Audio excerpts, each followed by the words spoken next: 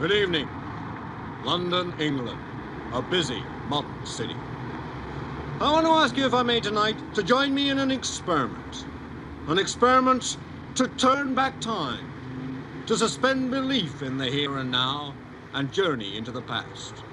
Come with me now to a London before 2 wars, when the city was very different to the one we live in now.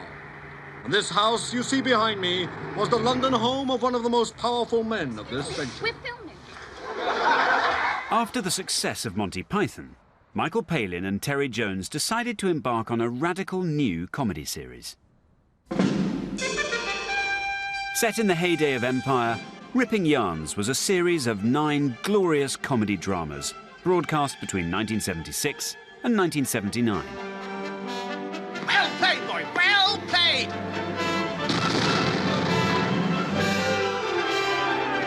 It featured schoolboys, soldiers, explorers... We only left Paddington at 4:30, and I've already lost 3 men. Spies... and a whole host of mad colonial characters. Excellent. From a long-lost era. Set her free, Mrs. Angel. She is free, dear. There's been no slavery in this country for donkey's years.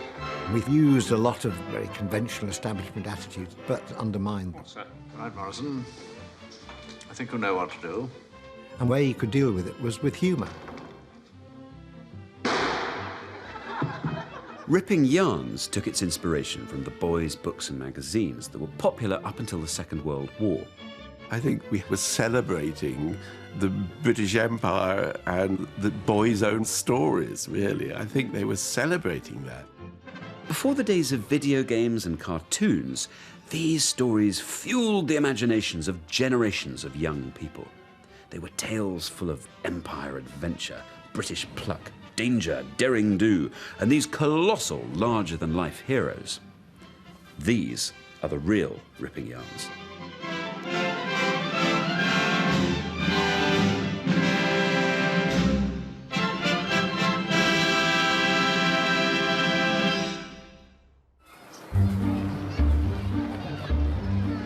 Until relatively recently, being a boy meant certain things. You explored the outdoors. And I used to cycle all over the place without anybody worrying. We're in the forest, you know, in the woodlands, and we knew every tree, and we went wild, you know, we'd be out all day. Nowadays, I think people are so worried about letting their children go off and do something on their own. You had hobbies. I've got some very good stamps, actually, and in nice... So I used to get lots of stamps on approval, and then I realised that if I didn't write back within a week, I'd bought them.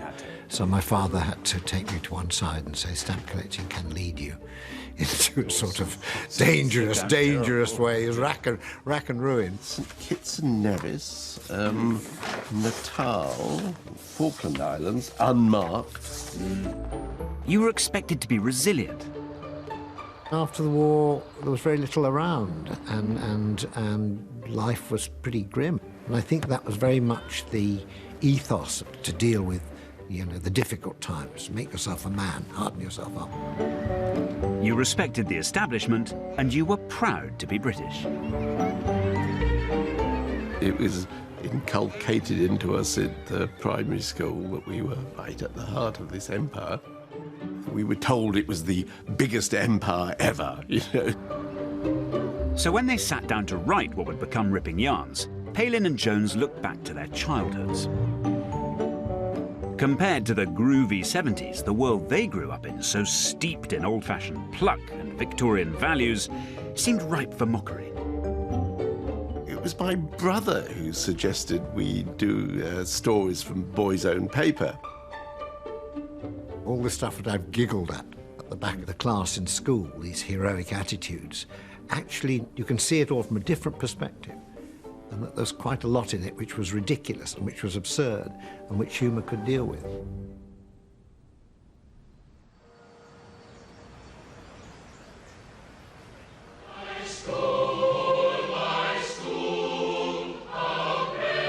The first of the Ripping Yarns was Tompkinson's School Days. Sorry, Grayson. You call me school bully. You miserable little tick. I went to a public school, and I remember I was given a book before I went there. My father said, "This is a book about a school, old boy," and it was called The Bending of a Twig. And it was all about some boy, some young lad of initiative and individuality who had been sort of sent to the school and had then gradually been worn down to become the useful member of society he was to be later on. But it was called The Bending of a Twig, and it was all really about what the schools are about, which is getting people and giving them discipline. Everything about the place seemed designed to crush the soul and break down any reserve of pride I ever had. Thank you, Foster. Yes, please. Beating the headmaster was just one of those ghastly... Changing their nature very slightly, very... Well, turning them into sort of conformists. Useful cogs. Yeah, exactly. I think Tompkinson's school days came out of Mike being horrified when his parents sent him to boarding school. I think there's a lot of bile in that, you know, and I think that's what it came from, the cruelty of it. O Lord, we give thee humble and hearty thanks for this thy gift of discipline, knowing that it is only through the constraints of others that we come to know ourselves, and only through true misery can we find true contentment. Tompkinson's school days pokes fun at the school story. These tales, usually set in boys' public schools, were popularised by the legendary Boys' Own paper, but appeared in hundreds of other books and magazines too. Whether written in 1910 or 1950, the school story never strayed far from a tried and tested formula. Now, the school story has only a few ingredients: public school, group of chums, and an arch enemy, usually an evil headmaster or possibly a school bully. There are always a few scrapes, more often than not, a bit of healthy sporting rivalry. And that's pretty much it. And these ingredients remain unchanged for decade after decade after decade, as comforting and reassuring as a mug of hot cocoa. It's hard to convey just how popular these stories were. They appeared weekly in the Boys' Own paper and in scores of copycat magazines like Magnet, Gem and Chums. We need to understand what a central part of youth culture they were.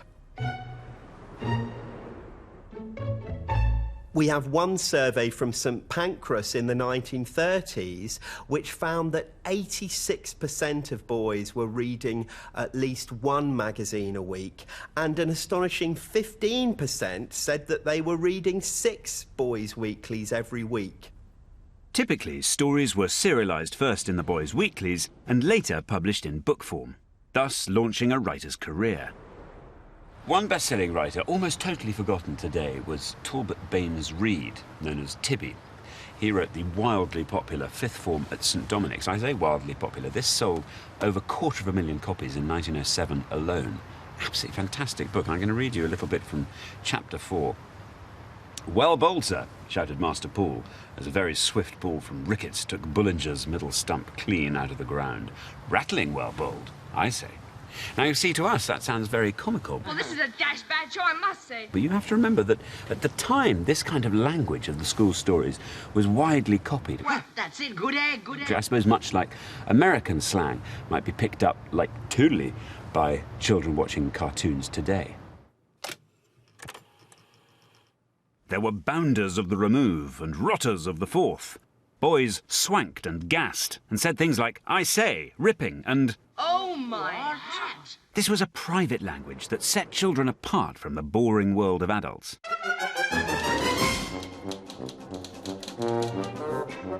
The most prolific writer of school stories was Charles Hamilton, also known as Frank Richards, Clifford Owen, Owen Conquest, and several other pseudonyms.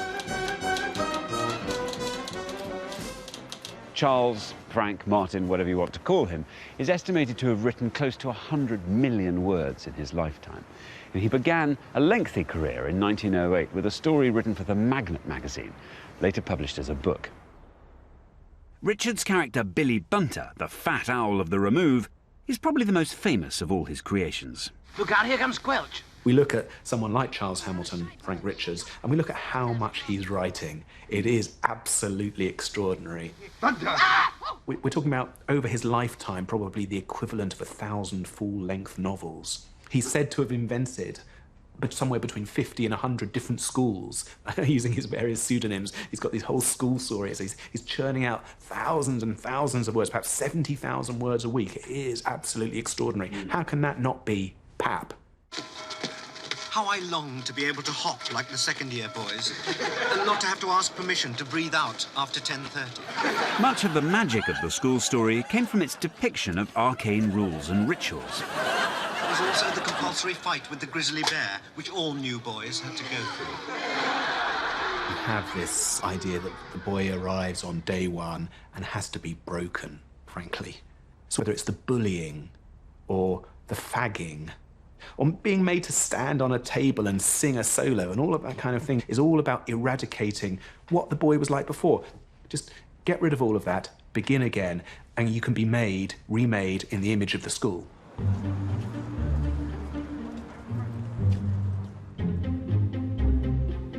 Physical hardship and the occasional flogging were all part of the fabric of school life. Corporal punishment wasn't just regarded as a necessary evil in schools, but as an actual benefit to the boys. It was character forming. No pupil could hope to gain the respect of his peers until he had been given 6 of the best. Hello, Mumsy.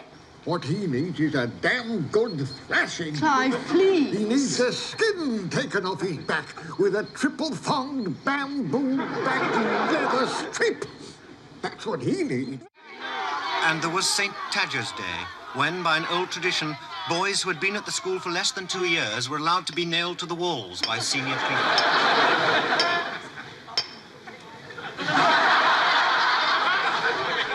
I dare say there was no nailing to the walls going on. There was no nailing to the walls, but, you know, they only stopped just short of that.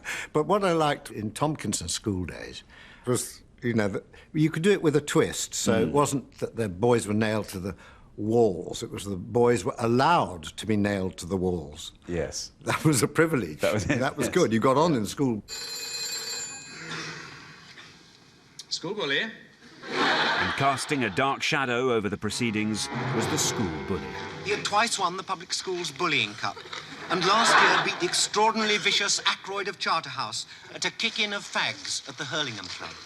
In those days, people say bullying was kind of, that's part of school. You were going to find that old boy and have to deal with it. Learn to deal with it. Thank you. Thank you, bully. In Tompkinson, parents sent their children to that school to be bullied by him because he had won the public school's bullying cup. So that was an observation, really, on where we were with the kind of attitude, social attitudes at the time.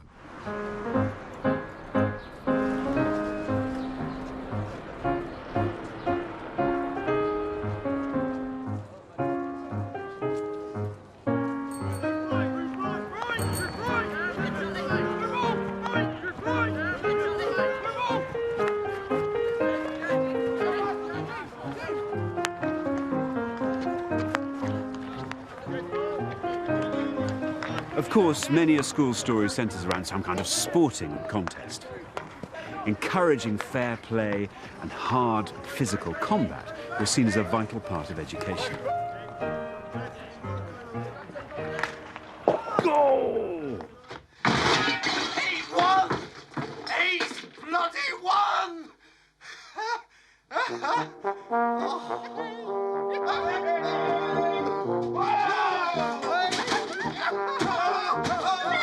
The very first issue of the Boys' Own paper in 1879 kicked off with a story called My First Football Match.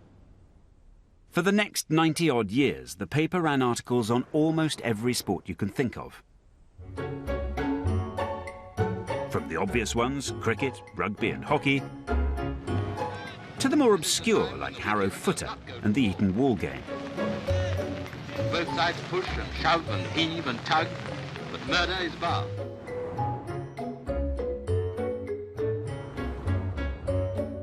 There was this tremendous emphasis on physical education and on games. That's why there's so much about rugby and cricket, because these are believed to be healthy. And in the correspondence columns of the Boys' Own paper, you get so many requests about how can I get stronger, how can I grow to be a taller boy, how can I become more muscular, and so on. So there's terrific concern there about manliness. How can we become more manly? After 12.5 miles, I saw Venner of 5A fall and die of exhaustion. And after 17 miles, he was joined by Apsley, Credworth, P.E., Spitwell, Emerson, and Zappa Major. This interest in sport was all part of a more general preoccupation with the physical. I'm going to read you this fantastic look, The Gorilla Hunters here, by R.M. Ballantyne, and there's a passage here which I think sums it up pretty well. He says, boys ought to practice leaping off heights into deep water. They ought never to hesitate to cross a stream on a narrow, unsafe plank for fear of a ducking. They ought never to decline to climb a tree to pull fruit merely because there is a possibility of their falling off and breaking their necks. I firmly believe that boys were intended to encounter all kinds of risks in order to prepare them to meet and grapple with the risks and dangers incident to man's career with cool, cautious self-possession, a self-possession founded on experimental knowledge of the character and powers of their own spirits and muscles. Of course, risk-taking these days in the 21st century is something that is thought to be avoided at all costs. It's a big part of the Boys' Own literature as well, actually, the necessity of risk, actually, and embracing risk, facing up to it, not shying, not avoiding it. Yeah, that was definitely a part of it. You should learn these things, and you should learn the hard way. I mean, discomfort was very important, because life is going to be uncomfortable. What are those, Uncle Jack? Oh, they're buboes, lad. Touch of bubonic plague I picked up at the weekend. Gosh, weren't you scared? Oh, bit of bubonic plague? I should say not. So long as you get a rabid dog to lick the poison out. You want to see the rats? Oh, rather. Go on ahead. Oh, that's rather good. Alongside school stories and sport, one of the big features of the Boys' Own paper was the hobbies pages. What is that, Tompkinson? It's a model icebreaker, sir. It's a bit big for a model, isn't it? It's a full-scale model, sir. The Boys' Own paper had a very high kind of interactive quality to it. You could turn to the pages of how to make things, do it yourself. And in these you could make a toy yacht, a toy fire engine, furniture.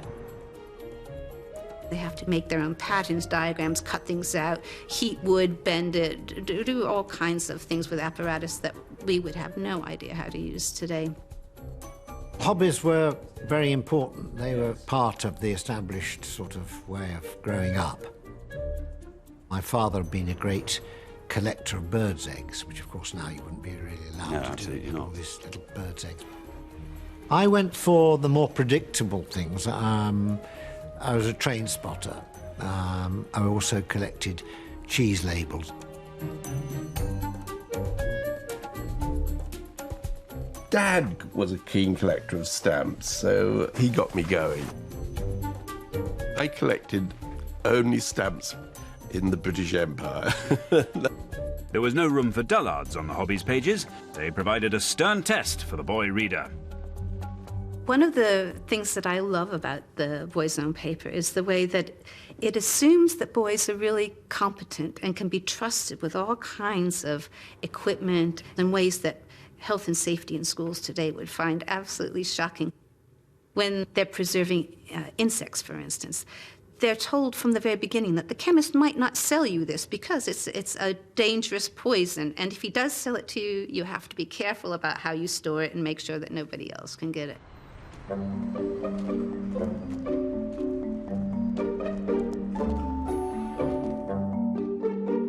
The Boys' Own paper hobbies pages had a particular focus on science, although there was nothing dry or classroomy in the way they wrote about it. They cleverly wrapped up scientific concepts in articles about popular hobbies. So you would learn about fluid dynamics in an article about boat building, or about zoology in an article about collecting insects. And of course it was all done with such breathless enthusiasm that no boy could fail to be captivated. Now, I've come here to the Royal Institution in London to conduct an experiment that was first written up in the Boy's Own paper in the 1880s.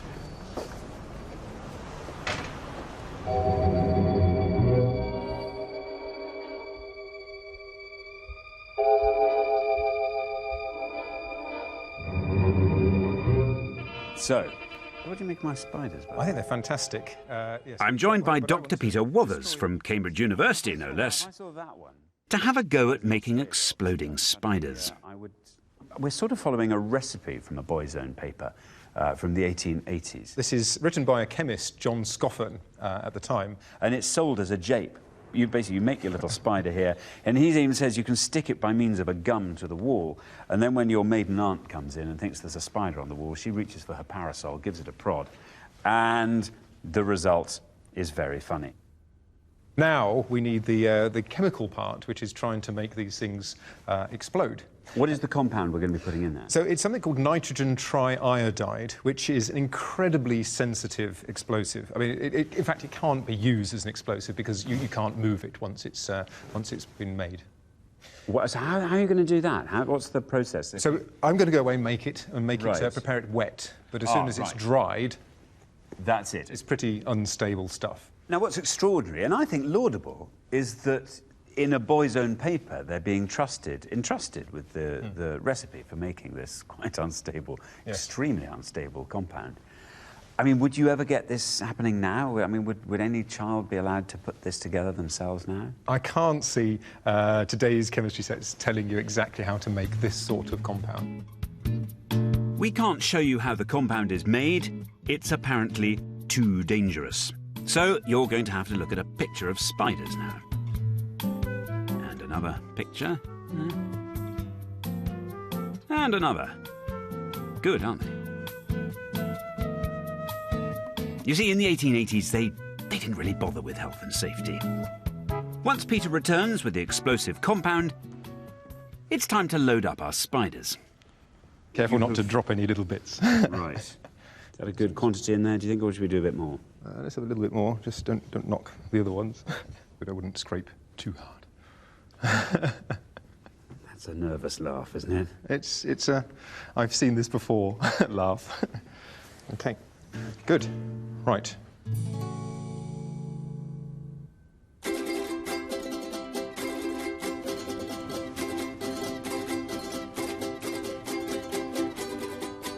So, Peter, we've both been issued with a standard issue maiden aunt's parasol with which to prod the spiders. So shall I attack the first one? Yeah, attack the first one. Okay, right, let's give it a prod then.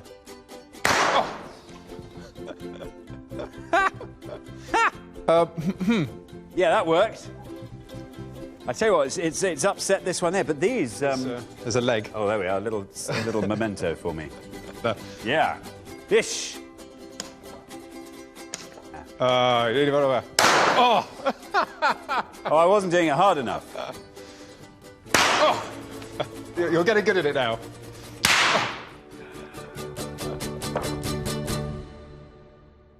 And if the boy reader made a mistake, he couldn't get his spiders to explode, or he had some other burning question, he would send a letter to the editors of the paper asking for help. They'd never publish the letters, so you just get the reply. So you had to kind of try and work out what the query might have been. And this is from Boy's Own paper, it must have been about sort of just before the war, First War, that is. And I've just a couple here, because they're so wonderful. Fred L. They always identify the writer. So Fred L. 1. By all means, remove your moustache if you're only 5 feet high. It may not help your growth, but there's no harm in trying it. What are we doing here? At any rate, you're sure of a little fresh air when you let it grow. And then 2. It makes no difference if you do not overtie yourself. That's it. So they're just wonderful. And there's a last one here, which is just, again, a lovely non sequitur. It's called Swallow, and it has 1. The birds must have been included in the catalogue in error. They're certainly not British. There's always very admonitory tone, and have never been recognised as such. And then 2, have a cold bath every morning. Wash yourself all over, head and all. What's that got to do with swallows? But anyway, yeah. The idea of the cold bath, so beloved by the Boy's Own paper, was first popularised by its no-nonsense correspondent, Dr. Gordon Stables. A former Arctic explorer, naval surgeon and fanatical caravanner, Stables had some very trenchant opinions. He was a health nut, advocating fresh air, lifting dumbbells, never smoking, and, of course, endless cold bathing. Take a cold tub, sir. This is what Stables would recommend to all his readers on a very regular basis. In fact, a cold bath was his remedy for any kind of affliction, whether psychological or physical. In fact, he even advised working boys to rise at 5, scrub themselves down in a cold tub so they could get dressed, comb their hair, and be at work for 6. Ha! Ah, that is... Ha! Ah! Okay, here goes. Ha! Ha! Ha! Ha! Ha! Ha!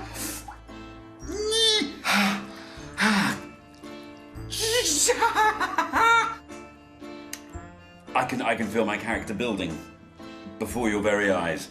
I think that's probably enough of that. I have to get up dressed, comb my hair. I could probably be at work by 6. The cold tub was something he advised as a remedy for another sort of problem that worried many of his teenage readers.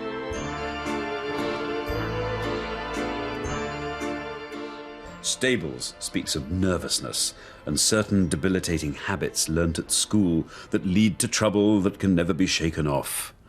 He was referring, of course, to the menace of self-abuse. The correspondence pages of the Boys' Own paper are filled with dire warnings of what might happen to boys who gave in to these dangerous and unnatural urges.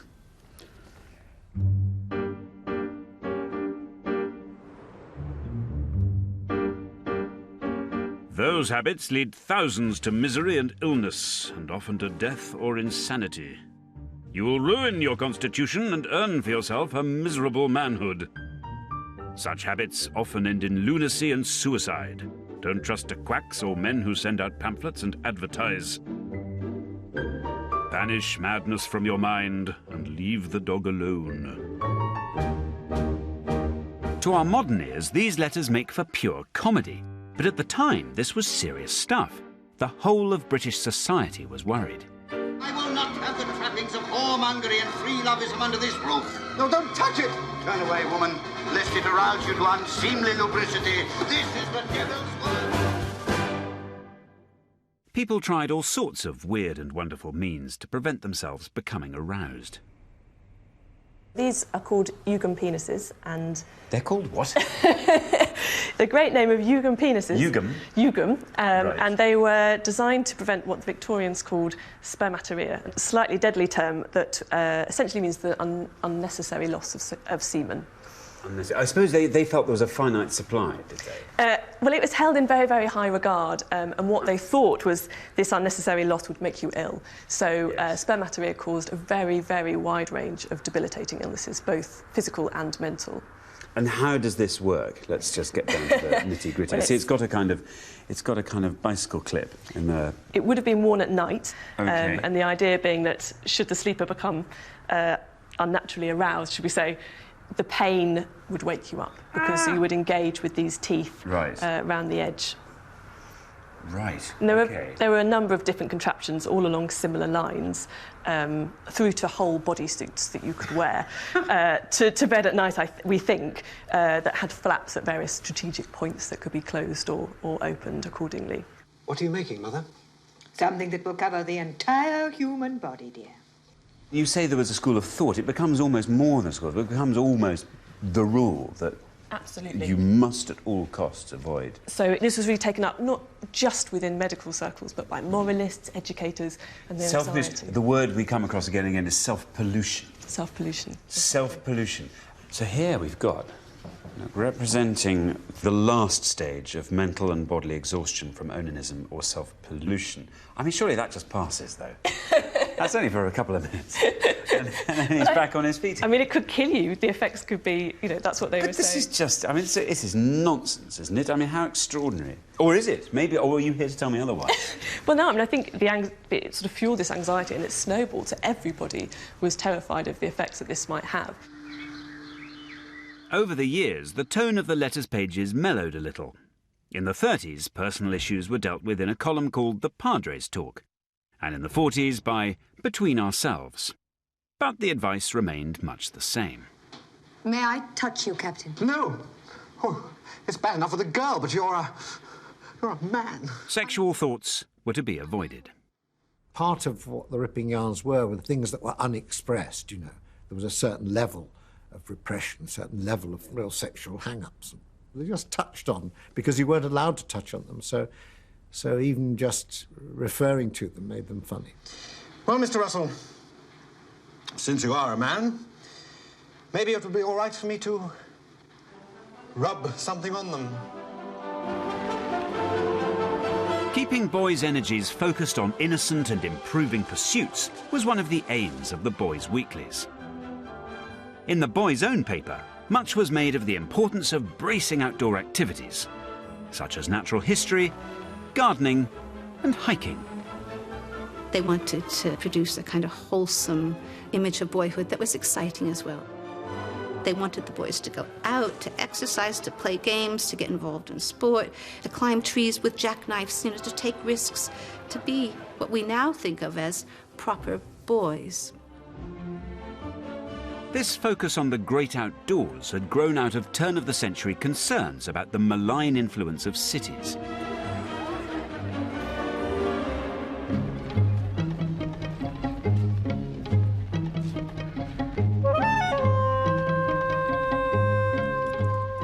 Many people believed the country was going to the dogs, locked into a toxic cycle of physical and moral degeneration. After decades of industrialization, the cities were growing, and along with them a huge urban underclass, poorly fed, unfit, and, it was believed, steeped in crime and immorality.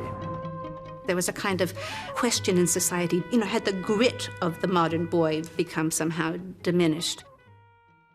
Hello, you boy in the corner there. You ought to be a Boy Scout. You're a fine-looking fella, and I know you'd make a jolly good backwoodsman by the look of you. You're ugly enough anyway. Robert Baden-Powell, a columnist for the Boys' Own paper, founded the Scout movement in 1908 with the explicit intention of improving the calibre of the modern boy. Baden-Powell hoped that by creating a youth movement built around the countryside about camping and woodcraft, that this would counteract the evil effects of the city and improve the health of the nation's youth.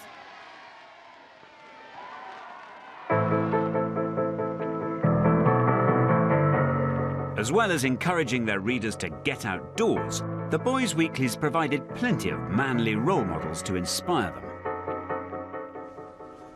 The strong, intrepid, outdoorsy hero is a recurring figure in boys' fiction.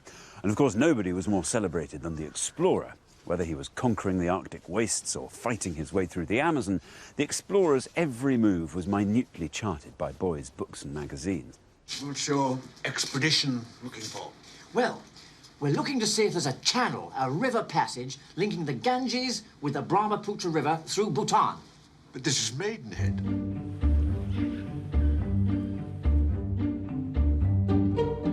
The figure of the explorer loomed large in popular culture until well into the 20th century.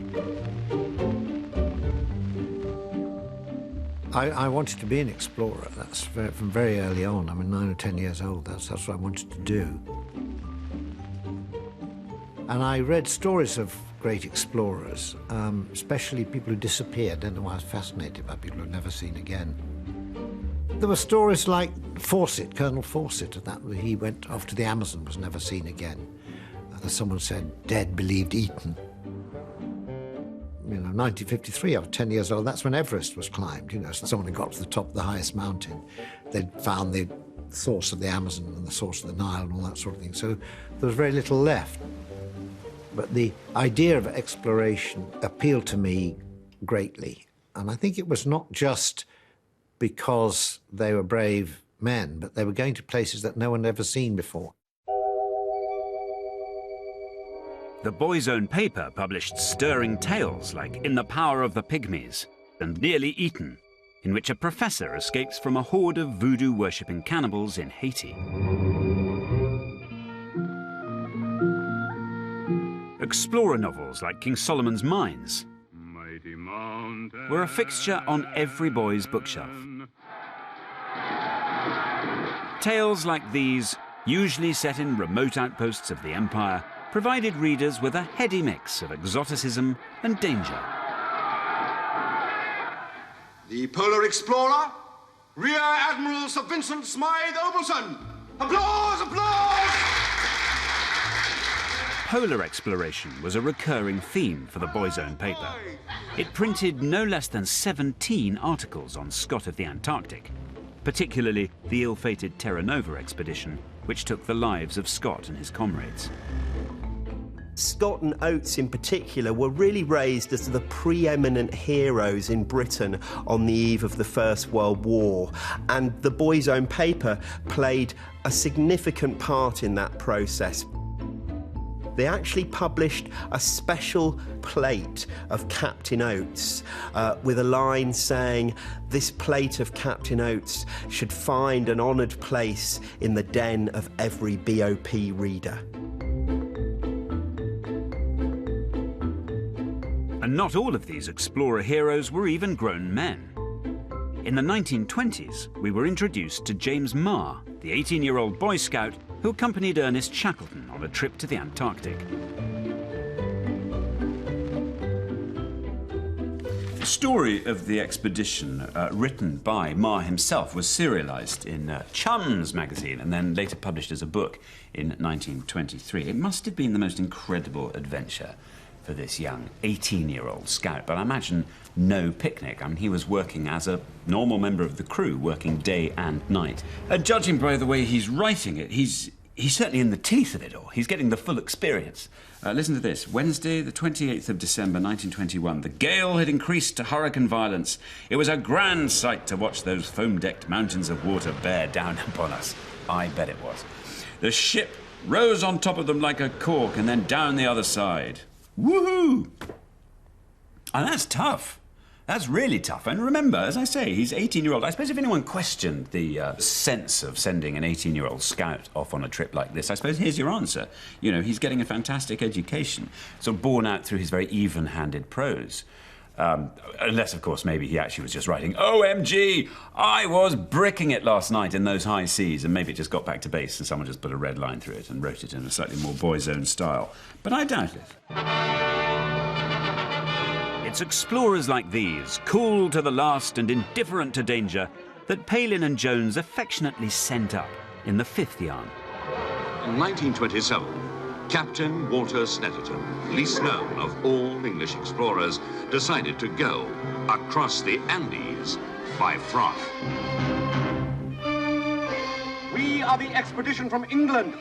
I'm Captain Snetterton. Wonderful characters. Pervious to anything. Mr. Gregory, those frogs have been in training for months. They're mentally and physically at their peak. A delay could be fatal. So the nice thing about Snetterton was actually that he represents a certain type of traveller and explorer. Yes. Of which there are many around still who want to make it difficult for themselves. I shall stay here until this frog expedition has achieved everything it set out to achieve. Everyone wants to be the first to do something really, really difficult, which is actually, in a way, quite admirable.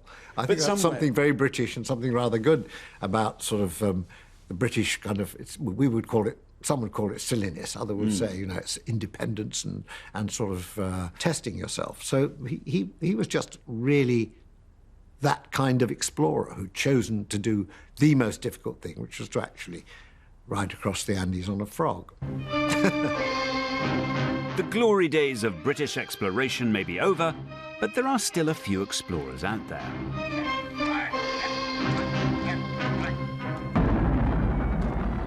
I've come to Dorset to meet the founder of Operation Rawley, John Blashford Snell. In his time, he's fought bandits, searched for meteorites in Bolivia, and taken a grand piano through the South American jungle. Devil the frogs!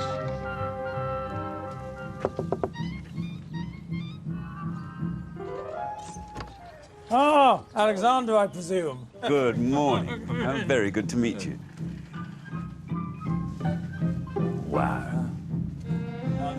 How many expeditions have you been on? Do you keep a tally? I don't keep a tally, but somebody told me the other day it's over 100 now. Over 100. Do you have a particular favourite expedition? The most dramatic one, without a doubt, was the Blue Nile in 1968, where we literally had to fight our way out from bandits and so on, and there were crocodile attacks and that type of thing. I mean, you are very much in the tradition of the great British explorer. Do you see yourself in that? Not really, no. Just a bit of nutcase, I think. Really? No, I suppose going back to the days of Stanley and Livingstone, they were all a little bit eccentric, probably, by modern standards. John's inspiration was General Gordon and the great Victorian explorers Stanley and Livingstone. These are some great heroes that I had as a young man who featured in the Boy's Own paper and so on. I remember my grandmother used to read it to me. Really? And lots of things I learned from it. But I can remember in particular with the Boy's Own paper, they taught you about making things. Yes. I remember making a crystal radio with instructions that were given in Boy's Own paper. When you just found the bits and pieces you needed? Yeah, you made them and you could buy a few bits, but you didn't need much. It was the other thing was photography, and I developed an early interest in photography, and my mother, as a result of that, gave me my first camera, and there it is. Brilliant, yeah. And with that, I took all my first pictures. Then, of course, everyone had to have a knife. Of course, nowadays that would be frowned on. And my first knife was given to me by my mother again. This was a very old sheath knife, as a Boy Scout. Yeah. And Scouts were very much part of life. My father had been a Scoutmaster, my mother had been a guide mistress. And a friend of mine had one of these on the Blue Nile in 2005 when his inflatable boat was attacked by a crocodile. And so that was very useful in defence. During the Second World War, the young John made his own contribution to the war effort. Now, tell me about your home guard. Well, when I was brought up in Herefordshire, of course, we were very concerned with making sure the Hun didn't overrun Herefordshire. And so we recruited a gang of choir boys and choir girls and armed them to the teeth. And, of course, Boy's Own paper had taught us how to make bows and arrows, and we had spears. And we would go off everywhere looking for any signs of the Hun. And we were, the ARP, as they were called, the Air Raid Precautionary, used to encourage us to look for spies. I imagine the ARP is rather glad of having this junior cadre. Well, our job was to if the Germans had invaded, our job was to carry messages on our bicycles. And we had a little pouch. And you were told that you had to take this message from A to B if all the telephones stopped working. Luckily, it didn't get to that state. It was rather frustrating at the end of the war when the Germans hadn't invaded.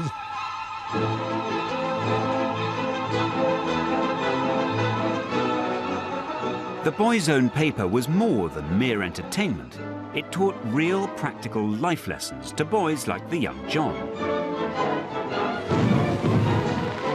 Such was Victoria's empire. A way of life, a state of mind. And whatever one thought of it, a mighty, powerful, impressive structure. Millions upon millions, all together under the flag upon which the sun never sets. But while Boy's Own tales inspired and improved generations of readers, there was a more troubling aspect to them. Set in far-flung parts of the empire, many stories featured exotic foreign people who were rarely seen in a very flattering light compared to the British. What's the matter with them? Yes, I'm not quite sure, actually. One of the tricks, if you like, of the stories is that fair play is endlessly repeated as an English quality or a British quality. So it is characteristic of the portrayal of foreigners in the boys' weeklies that they are duplicitous, that they are scheming, that they are liars. And this is endlessly contrasted with the upstanding, proper English gentleman. The papers had story after story featuring plucky British Empire gents bestowing wisdom and benevolence on grateful native populations. There is something just a little bit maddening about this constant hectoring tone that you get in some of the writing, by no means all of it, but just a tone that suggests that Britain knows best and the rest of the world should jolly well be grateful for her civilising influence. Oh, God. I thought you were one of the nignogs, sir. Oh, I wish you wouldn't call them nignogs, Sergeant Major. They're rational human beings with an indigenous culture as worthy of respect as our own. Yes, sir.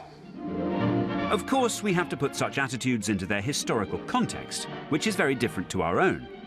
But even at the time, some of the magazines were accused of aggressive imperialism. For all their racism, the boys' weeklies are at least quite even-handed in their treatment of foreigners because they disparage all of them. So an endless cast of foreigners appear. George Orwell is pretty withering in this brilliant essay he writes on boys' weeklies. He complains that foreigners are comics who are put there for us to laugh at. They're classified in much the same way as insects. Then he goes on to list the characteristics you will invariably find in boys' weeklies. Frenchman, excitable, wears beard, gesticulates wildly. Spaniard, Mexican, etc., sinister, treacherous. Arab, Afghan, etc., sinister, treacherous.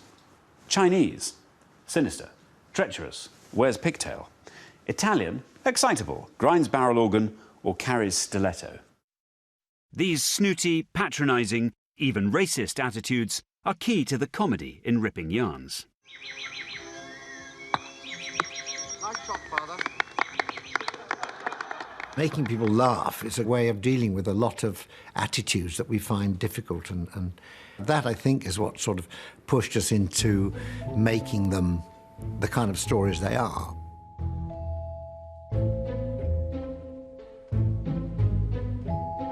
In many boys' own stories lay a deep-rooted suspicion that Johnny Foreigner was up to no good.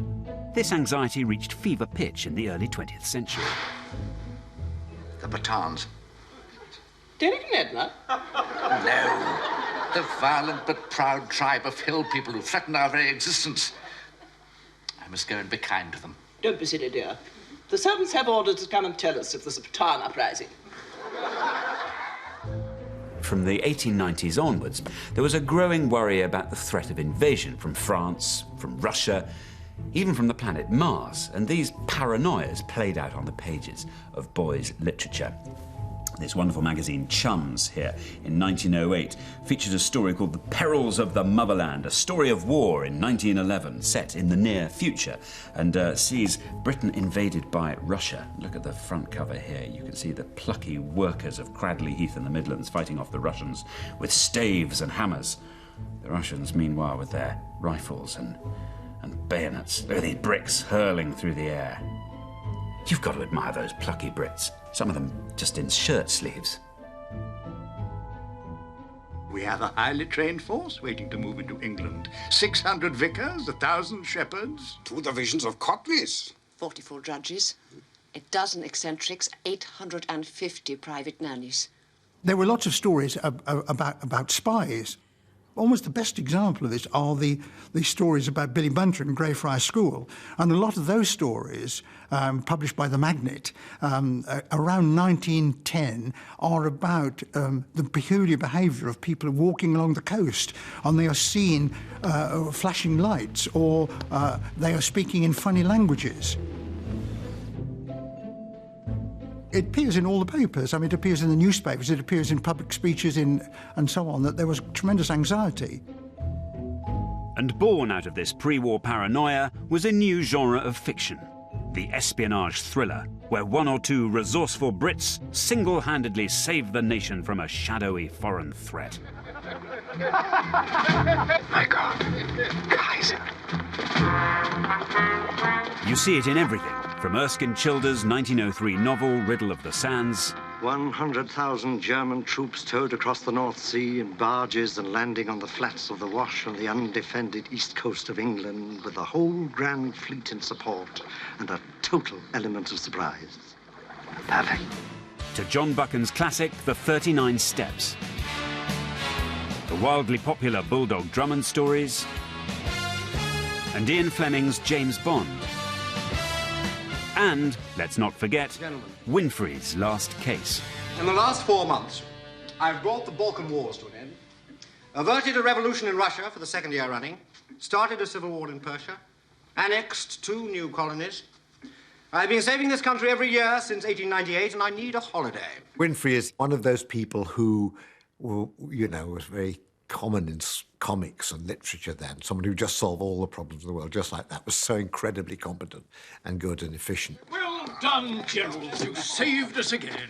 And what I quite liked about that is that you know, you've got all the top brass of the army, you know, huge amounts of money spent on an army and air force, a navy and all that, and yet he just comes in and says, you're all wrong, I can do this. Surely there won't be a war now. I've caught them all for you.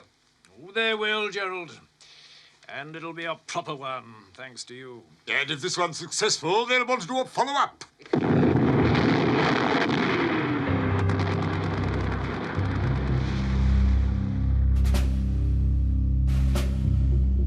And when war broke out in July 1914, it started a wave of war stories that would dominate boys' literature through the next war and beyond. Famously, or infamously, these magazines are thought, and rightly thought, I think, to be very jingoistic, very martial in their attitude to war, and the idea that boys would find war exciting, that they would see it as an opportunity for adventure and to go off and be boys together. Across the North Sea steamed the British fleet, and off the coast of Jutland they met.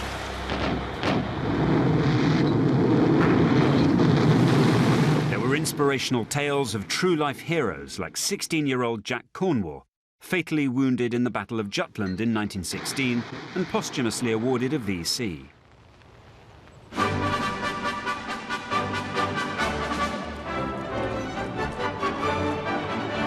There were informational articles about uniforms, weapons, historical battles,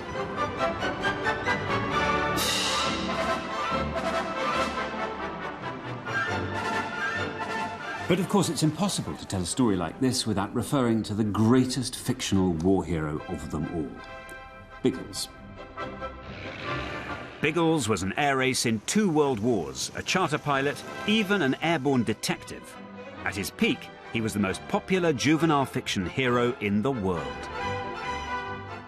I read Biggles when I was 12, actually. Captain W.E. Johns wrote Biggles, didn't he? Right, yes. I'm very impressed with the captain bit. But I read escape stories from prisoner of war camps, and they were then coming out, and people were writing their memoirs.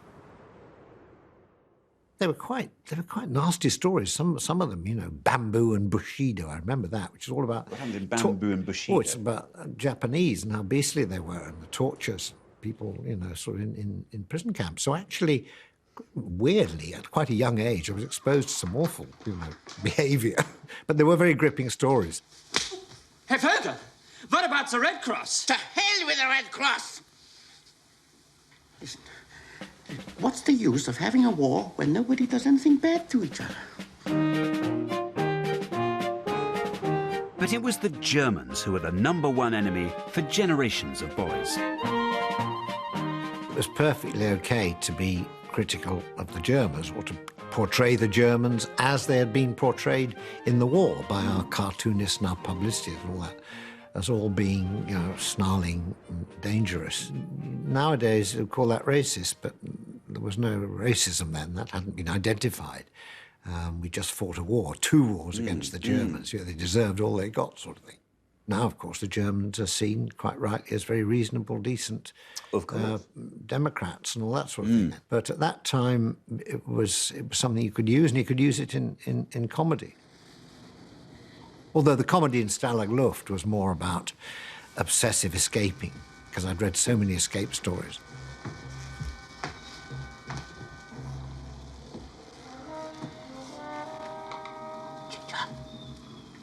Ginger, the escape's on.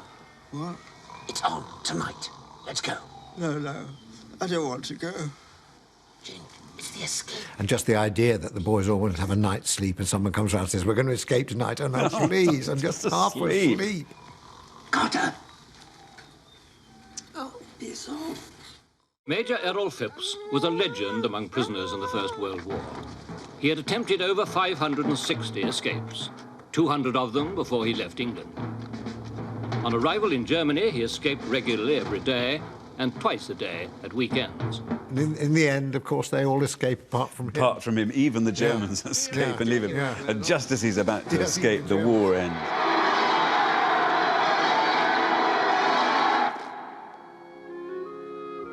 Major Phipps became the only man never to escape from Stalag Luft 112B.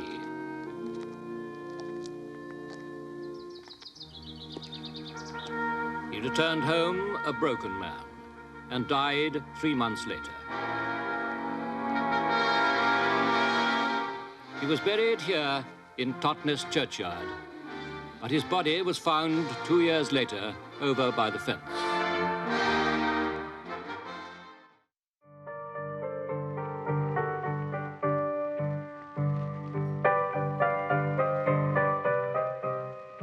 For the Boys' Own paper and many other boys' weeklies, the war meant paper shortages, an increase in price, and a decline in quality. I took it myself in the 1940s, and I remember reading it in the 1940s. And it was a little compact little magazine. I tell you what it was like. It was a bit like a glossy diary. It was 64 pages. But I looked at a copy only the other day, and of those 64 pages, most of them were black and white photographs of sport, of footballers, of pop singers, and there were only about 10, 12 pages of fiction. It had become a decent general magazine. It was no longer the Boys' Own paper that it had been founded to be. By the 60s, the paper was losing both readers and advertisers and was facing competition from television.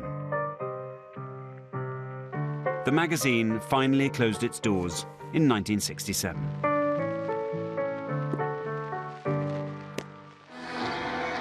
The most famous boys' magazine of all has gone for good, and Ripping Yarns evokes an era that many people no longer recognise. Go on, fire! Not above their heads! But a few remnants of that world may still remain.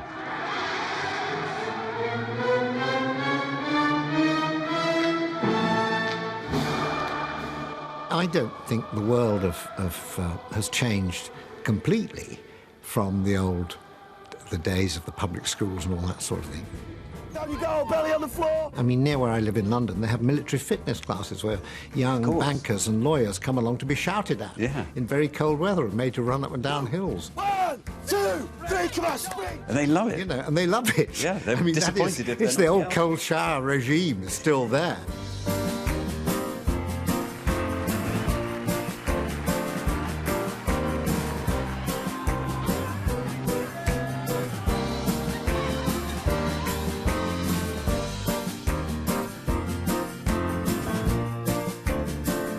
Settling down for a slice of British foodie history here on BBC 4 next tonight with Nigel Slater and the icing on the cake.